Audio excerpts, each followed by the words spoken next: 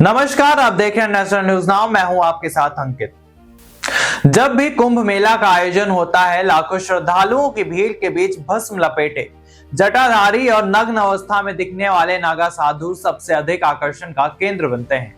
उनके स्वरूप को लेकर जिज्ञासा स्वाभाविक है। आखिर वे नग्न क्यों रहते हैं? क्या ये मात्र परंपरा है या इसके पीछे कोई गहरी आध्यात्मिक और ऐतिहासिक वजह छिपी हुई है? नागा साधुओं की नग्नता का किसी प्रदर्शन का माध्यम नहीं, बल्कि पूर्ण त्याग का प्रतीक है। नागा शब्द का अर्थ ही है नग्न या वस्त्र रहित। उनके लिए वस्त्र भी एक प्रकार का मोह है। जब कोई व्यक्ति नागा दीक्षा लेता है तो संसार के सभी बंधनों, परिवार, धन, प्रतिष्ठा और यहाँ तक के शरीर के प्रति आसक्ति का त्याग कर देता है। नग्न रहना इस बात का संकेत देता है कि अब उनके पास छिपाने के लिए कुछ भी नहीं है और ना ही पाने के लिए कुछ है।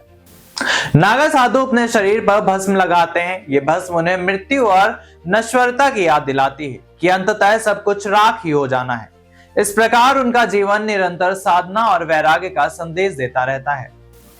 नागा साधुओं की परंपरा का संबंध प्राचीन सनातन धर्म से जुड़ा है, लेकिन संगठित रूप से इसकी स्थापना का श्रेय आदि शंकराचार्य को दिया जाता है। माना जाता है कि 8वीं शताब्दी में जब भारत में आक्रमणों का दौर था और सनातन परंपराओं पर संकट मंडरा रहा था, तब शंकराचार्य ने साधुओं को केवल आध्यात्मिक ही नहीं बल्कि शास्त्र और शस्त्र दोनों के पारंगत बनाया।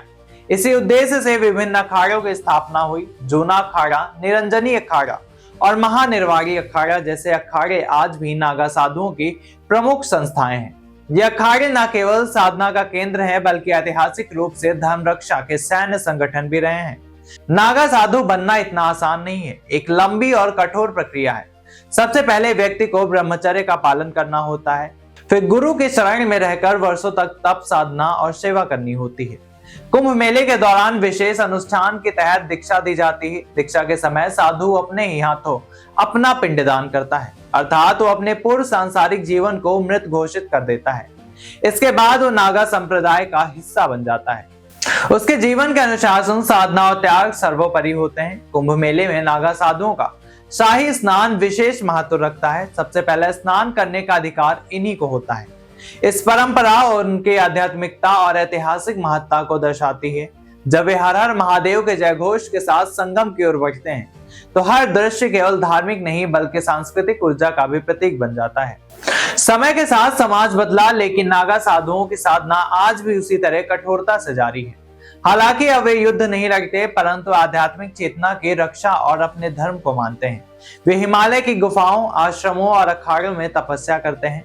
कुछ साधु आधुनिक शिक्षा और सामाजिक कार्यों में भी योगदान दे रहे हैं। नागा साधुओं की नग्नता को केवल बाहरी दृष्टि से देखना अधूरा है। वो एक गहरी आध्यात्मिक घोषणा है, मोह, माया और अहंकार से मुक्त जीवन की। उनका इतिहास बताता है कि वे केवल तपस्वी नहीं बल्कि धर्म रक्षक योद्धा भी रहे हैं। इसलिए जब अगली बार कुंभ में भस्म रमाए किसी नागा साधु को देखें तो उसे रहस्य नहीं बल्कि त्याग, साहस और सनातन परंपरा की जीवंत विरासत के रूप में देखें। फिलहाल आज के लिए इतना ही। ऐसी तमाम बड़ी और अहम खबरों के लिए देखते रहिए नेशनल न्यूज नाउ।